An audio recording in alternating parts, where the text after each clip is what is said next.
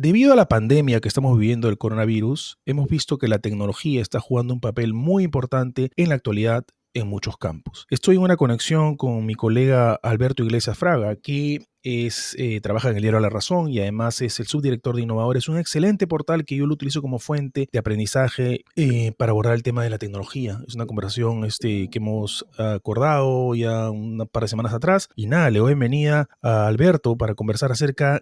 ¿Cuál es su opinión acerca del rol de la tecnología y el coronavirus?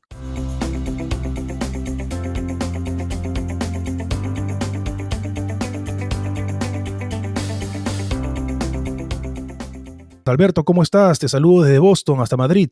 Muy buenas, Juan Carlos. Pues aquí estamos en Madrid, tratando de superar un poco a poco la situación del COVID y nada, tratando de volver a esta nueva normalidad, ¿no?, que estamos denominando. Exacto. Alberto, cuando yo entrevisté este año, en marzo a Karen Dillon, que muy de cerca con el profesor Clayton Christensen de la Universidad de Harvard, ella mencionaba en la entrevista que a veces cuando se nos presentan situaciones complicadas, la innovación es una gran oportunidad para salir de estas situaciones y estas crisis. ¿Tú cómo estás viendo el tema de la innovación tecnológica y la oportunidad que se está presentando en la actualidad con esta crisis que estamos viviendo? Tú como que eres un experto y has entrevistado a mucha gente en el tema de la tecnología, el campo de la tecnología. ¿Tú cómo ves estas oportunidades? No, totalmente de acuerdo. O sea, siempre que se plantea un problema también se plantea una oportunidad y estamos viendo cómo ciertas tecnologías que antes ya estaban muy en auge, pero estaban muy relacionadas pues, con la maximización de beneficios para las empresas y demás, por ejemplo, Big Data, inteligencia artificial, hemos visto con la crisis del COVID cómo se han puesto al servicio, en este caso, de la detección, de intentar responder o intentar mitigar, ¿no?, los efectos de la pandemia. O sea, que sí que hemos visto Ujú. cómo esa innovación no solamente no ha desaparecido, el mundo no se ha parado por la crisis del COVID en el ámbito de la innovación o de la tecnología, lo que ha hecho ha sido reenfocarse e intentar, en este caso, pues mira, por una vez, olvidarnos de lo que es el negocio en sí y tratar de ayudar a la sociedad, Claro, ponerse al servicio, ¿no?, de esta situación que nos afecta a exacto. todos. Exacto, lo que tú mencionabas, yo justo lo escuchaba en un podcast que es ponernos al servicio. Ya un poco no es competir, sino es colaborar. Exacto. Alberto, la gente, obviamente, si nos ponemos a pensar cuál fue el abanderado del tema de la tecnología y el COVID, la gente va a decir Zoom. Pero Zoom es obviamente interesante y nos ha ayudado a comunicarnos entre todos, a que sea el teletrabajo una nueva forma de abordar nuestras labores diarias. Sin embargo, y no solamente Zoom, sino otras más, en la actualidad hay muchas tecnologías. En tu opinión, ¿cuáles crees que son las principales que están ayudando a reducir, a tratar de pasar este mal rato que estamos viviendo? Zoom es un tema de comunicación, pero hay otras que van más allá, más específicas. ¿Cuáles son en tu opinión? Sí, claro, por supuesto. Todo el tema de teletrabajo y videoconferencia lo estamos viendo con Zoom, pero con otras plataformas. Cisco también está notando resultados Ujú. espectaculares en estos tiempos debido a todo el tema de videoconferencias y trabajo remoto. Pero estamos viendo como ese trabajo remoto que se ha hecho muy apresuradamente y de forma poco estratégica, poco pensada, hemos visto como también ha llevado problemas de ciberseguridad asociados. Por lo tanto, Exacto. también está obligando ahora que estamos empezando a salir o empezando a afrontar lo que nos queda todavía con el virus, están las compañías tratando de adaptarse bueno, ya tenemos el teletrabajo, ahora nos toca securizar esos entornos de trabajo remoto. Ujú, Pero después en lo que es ujú. la acción directa contra el virus, lo que comentaba antes, la inteligencia artificial, hemos visto cómo se han desarrollado redes neuronales para el reconocimiento de imágenes y poder, por ejemplo, diagnosticar muchísimo más rápido con una radiografía, sin necesidad de participación del médico, poder diagnosticar directamente si había síntomas de COVID y sin hacer la prueba Ujú. PCR. Hemos visto como aquí en España, por ejemplo, una empresa vasca, Sherpa, que desarrolló justamente inteligencia artificial para predecir cuántos focos iba a haber y así poder preparar los hospitales para la cantidad de pacientes que iban a tener a una semana vista. O sea, hemos visto proyectos muy Interesante. interesantes ahí. Y después comentabas lo de la colaboración, que es algo fundamental. Hemos visto por primera vez en la historia a los dos grandes colosos de la tecnología, en este caso Google y Apple, colaborando por Ujú. primera vez para lanzar la API esta que han lanzado, el protocolo abierto, para poder crear Ya. aplicaciones de rastreo de contagios. Eso es algo Interesante. inaudito que no se había hecho hasta ahora. Pero es algo que es loable y es algo que no solamente las grandes empresas deben evitar, sino también desde el emprendedor hasta las medianas, pymes, etcétera, que el tema de la colaboración juega un papel importante. Alberto, ¿cómo ves el tema del cloud? Porque el cloud ha sido el que está manejando la pauta dentro de esta revolución tecnológica, valga la redundancia, del coronavirus. Sí, no, totalmente. De hecho, bueno, Zoom es el ejemplo en la parte de videoconferencia, pero después en todas las herramientas de trabajo, las empresas que tenían antiguamente las soluciones o las aplicaciones de negocio, las tenían en un centro de datos propietario y no tenían comunicación hacia afuera, ahora mismo están colapsadas, no pueden obviamente seguir operando. Y de hecho lo hemos visto en muchas fábricas aquí en España, por ejemplo, que se ha prohibido acceder a las fábricas durante un par de semanas. Hemos visto como muchas de ellas han tenido que parar y en cambio las que tenían soluciones en la nube y podían seguir operando y controlando todo desde sus casas, Claro. han podido seguir funcionando esas fábricas con muy poco personal. O sea que hemos visto ahí el Interesante. cloud y después los datos lo reflejan. Había un estudio, creo recordar que era de FIX, que es uno de los principales puntos de intercambio en Frankfurt, está, y daban un dato de que había aumentado el tráfico cloud, había aumentado un 120% desde el comienzo de la Wow. crisis. Es una cantidad bestial y de hecho hemos visto como algunas empresas y algunos proveedores, especialmente también de servicios de audiovisuales, como Netflix, por ejemplo, han tenido que recortar la calidad de las emisiones para no colapsar las redes, Ajá. porque obviamente hemos hecho un aumento de todo el tráfico en la nube de forma exponencial. Y obviamente en países mejor preparados en infraestructuras y otros peor.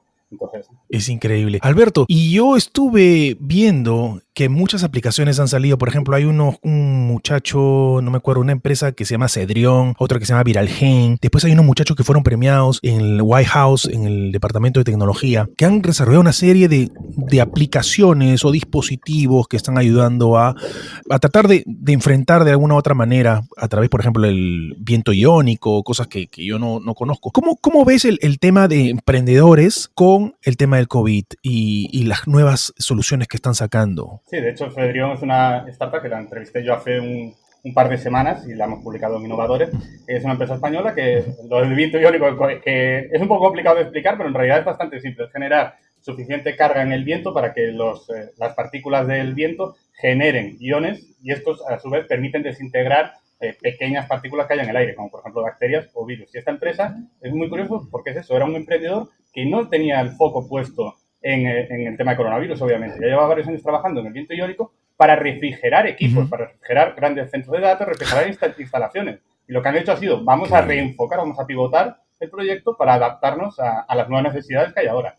Y lo estamos viendo Mira con tú. muchísimos ejemplos. Y a nivel internacional se han sucedido muchísimas competiciones y hackathons de startups intentando buscar soluciones, intentando buscar ideas para luchar contra el virus. Y ahora también estamos empezando ya a ver primeras iniciativas, tanto públicas como privadas, intentando ya no buscar soluciones o ayudar contra el virus, sino intentando establecer las bases de lo que va a ser la nueva normalidad. Inclusive hay un instituto en Cataluña que está trabajando también en la medición de los espacios de calor, si en cuál espacio de calor vive, entre comillas, el virus. Muy interesante. Y ViralGen, que está trabajando con Estados Unidos el tema de la vacuna. Alberto, ¿y tú inclusive, antes de seguir, hay una empresa que está trabajando en la impresión 3D, creo, para el tema de las mascarillas reusables, que también ayudan al tema del medio ambiente y todo esto. Muy interesante. Alberto, ¿y tú? Vamos un poco al público, a la gente de a pie. ¿Cómo ves tú la gente que no trabaja en tecnología, cómo se está adaptando a estas nuevas tecnologías para la redundancia?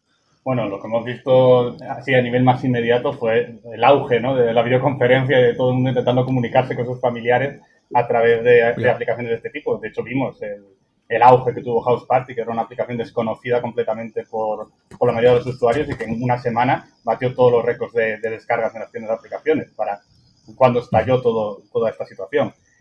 Después de ahí, Increíble. lo segundo que se han dado cuenta ha sido de todo el tema de teletrabajo, la gente que ha seguido trabajando desde sus casas.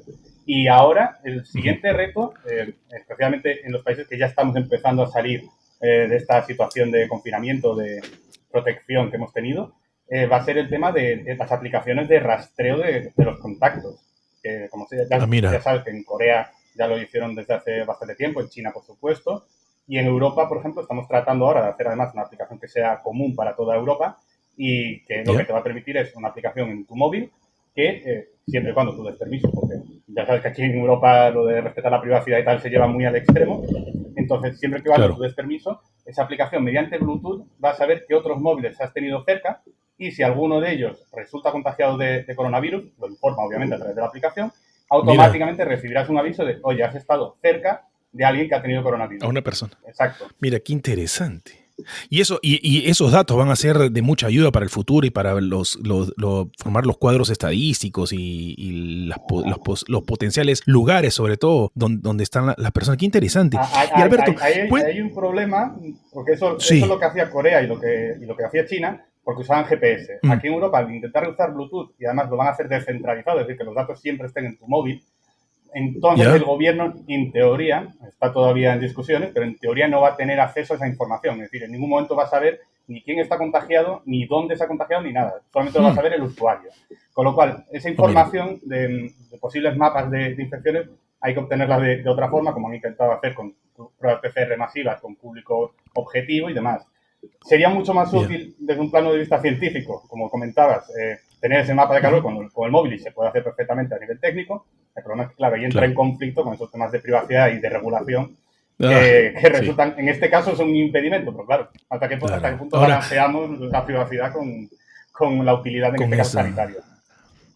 Pero en un punto va a ser de utilidad porque va a ayudar. Es una situación un poco complicada al mismo tiempo, pero también de ayuda también al mismo tiempo, va la redundancia. Alberto, ¿y cómo ves tú los procesos? Si bien es cierto, los gobiernos van a jugar un papel importantísimo en el tema de las nuevas tecnologías. ¿Cómo ves tú el tema de la adaptabilidad a resolver rápidamente el tema de las patentes, el tema de las certificaciones, de las aplicaciones, de los emprendedores que quieren, como por ejemplo, como Cedrión, ¿no? Vamos a poner uno nuevo. ¿Cómo ves tú esa perspectiva? Bueno, lo primero es que hemos tenido un parón brutal desde la parte de administración en muchos países. De hecho, las oficinas de patentes, tanto de España como en otros países de, por ejemplo, Latinoamérica, han estado paradas completamente debido a la situación de coronavirus. Entonces, lo que va a haber es un colapso inicial de todas las patentes que han estado pendientes de esta época. Después se han planteado que las aplicaciones que sean, o sea, las patentes que sean críticas o que estén relacionadas con la enfermedad, que van a tener un proceso acelerado. Perfecto, es un proceso acelerado para ese tipo de tecnologías, pero al mismo tiempo estás restando tiempo, restando recursos para procesar todas las patentes que tienes de otros ámbitos.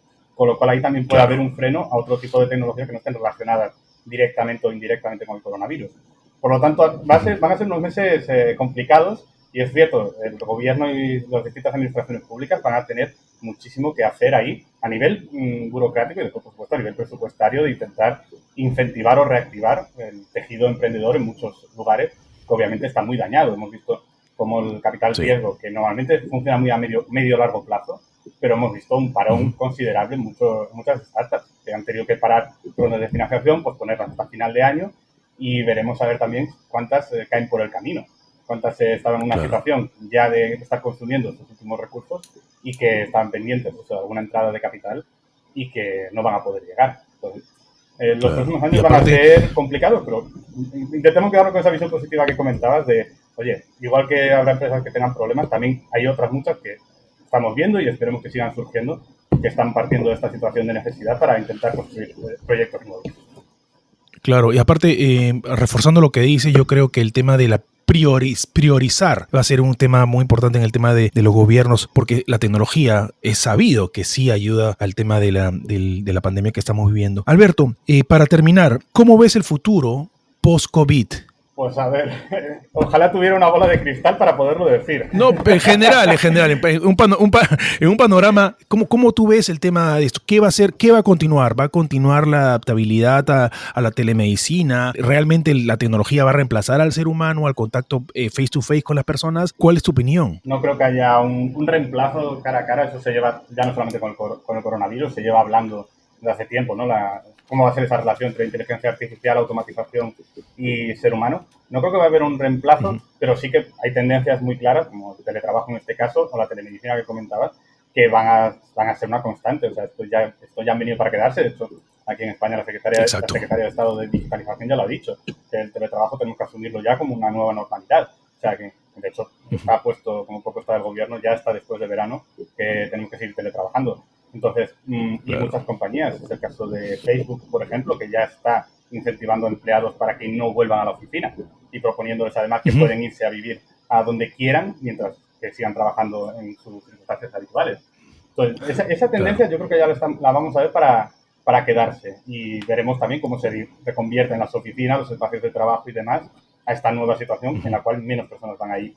Después la telemedicina está clarísimo que esta situación nos ha demostrado que el sistema de salud tradicional no es capaz de abordar una crisis como esta, y tendremos que ver si, como han hecho países como China o como Corea, que tienen recursos tecnológicos muy avanzados para poder plantar cara a emergencias de salud pública como esta. Y imagino que mucha de la inversión que tendremos que hacer el resto de países occidentales tendrá que ir en esa línea. Así que bueno, esperemos que la nueva normalidad vaya por ahí, y a ver si no alcanza ningún otro parámetro que nos ponga más en preocupación, ¿no? No, yo creo que sí, completamente de acuerdo contigo. Y además de eso, yo creo que este tema de la pandemia ha ayudado a que realmente la gente tenga conciencia, Alberto, tú mejor que yo debes saber, de la importancia de la transformación digital en las compañías. O sea, es no solamente hablarlo, sino lo que pasa es que yo sentía que la gente solamente hablaba de transformación digital. Y en muchos casos sí, porque cuando vino la pandemia los encontró pues sin la acción. Entonces yo creo que esto va a ser un remesón para poder realmente implementar la transformación digital en las empresas. Alberto, no sé si tú tienes algo más que compartir. Si por favor siéntete libre de compartir tu Twitter o dónde te pueden encontrar, tema de Innovadores La Razón. Por favor, ¿dónde pueden contactar contigo? Bueno, pues efectivamente pueden contactar conmigo en Twitter, a Iglesias Fraga. Y por supuesto nos pueden leer en Innovadores de la Razón. También tenemos secciones en la radio aquí en España, en Onda Cero. O sea que, por favor, muchísimas gracias si nos quieren seguir. Y por supuesto, Juan Carlos, muchísimas gracias siempre por lo ameno de hablar contigo. No, genial. Gracias a ti, Alberto. Y de una gran fuente de información para los amigos que son podcasters o gente que quiere aprender acerca de tecnología, no solamente de España, ni en el mundo en general. El tema de Innovadores La Razón es una gran fuente. Nada, yo te quería agradecer por tu tiempo, Alberto. Muchas gracias. Soy Juan Carlos Giraldo, saludándolos desde la ciudad de Boston, en los Estados Unidos. Que tengan todos muy buenos días, tardes y noches. Muchas gracias. Si tu empresa está en la búsqueda de desarrollar estrategia de sostenibilidad digital, te recomiendo The Orange Institute. The Orange Institute está basado en Utrecht, Holanda. The Orange Institute busca descarbonizar la estructura tecnológica a través de la transformación digital sostenible en las organizaciones de todo tamaño, aplicando las mejores estrategias y prácticas profesionales entre Latinoamérica y Europa, con productos diseñados en función a la sostenibilidad digital. Es imposible seguir negando la huella de carbono de la industria tecnológica. Para más información visita www.theorangeinstitute.com.